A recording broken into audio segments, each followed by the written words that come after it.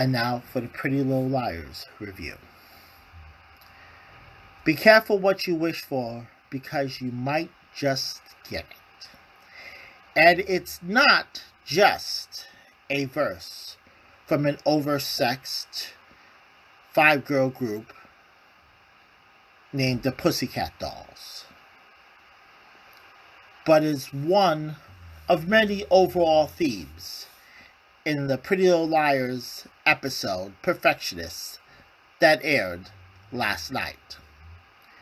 Poor Caitlin, not Caitlin Snow. Love you, Killer Frost.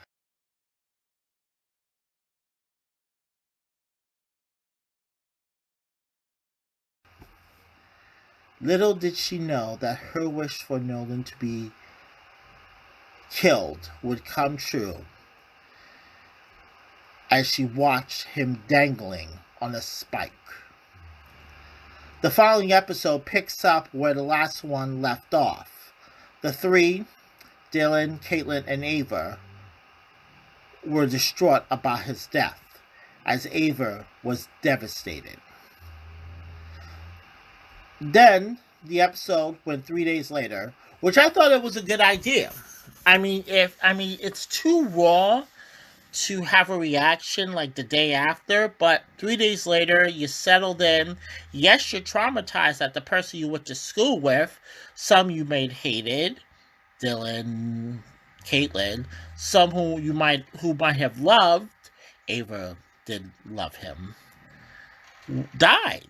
So I think doing it 3 days later was a good choice in writing.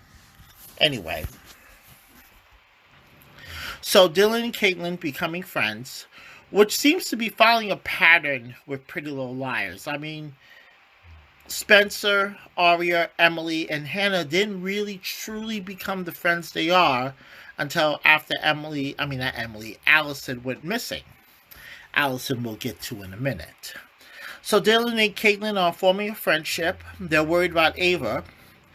They know the funeral's about to come up, so they go to a very grief-stricken Ava. And I want to say about Sophie Carson, hell of a job.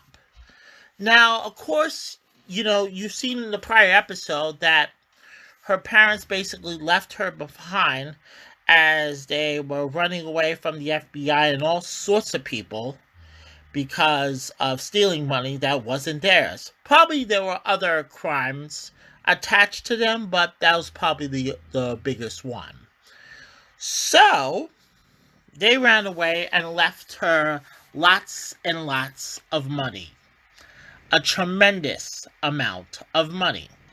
It could run 6 digits. So they left her the money that runs 6 digits. But I just think there's more to her story. I think there was someone before Nolan that left her as well. And I think that's why you see that her grief is so deep. It's so, there's more to it. And Sophia Carson has such an old soul, man. She could pull that off easily. Well, that's enough about her. Now let's talk about Caitlin's guy, Jeremy. Oh dear God. He reminds me of the creepy guy in Pretty Little Liars. The creepy English guy in Pretty Little Liars. And Ezra. So he's the creepy British guy version of Ezra. And oh my God. Oh wow.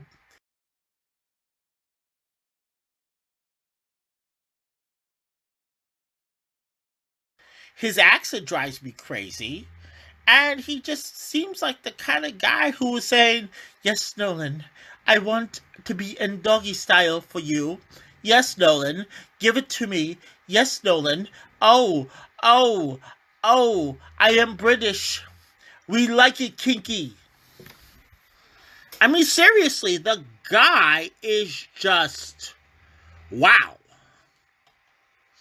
I don't know. And then there's Caitlin. And you know what? I'm going to give her a different name. I'm going to call her Miss Caitlin because there's only one Caitlin Snow in my life, and that is Killer Frost, baby.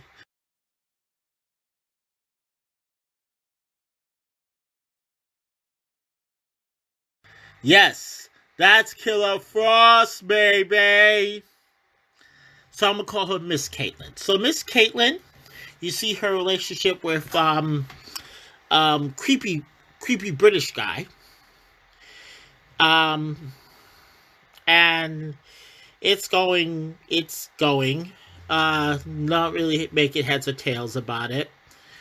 So anyway, there was more to this, and it was Mona. My God, Mona. She slips back into her beautiful mind, some becoming detached from reality. Of course, that never ended well. Remember, she was the original A. And she's sitting there trying to figure out, believing this was all her fault because the algorithm or formula or whatever to Nolan was off and he died. He was supposed to push someone to the point where they would crack. But apparently, and this is apparently, I'll say it one more time, apparently,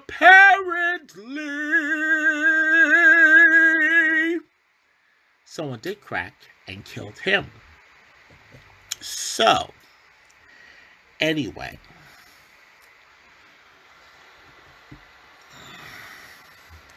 that's what happened. So Alice had found her, slapped her back into the real world.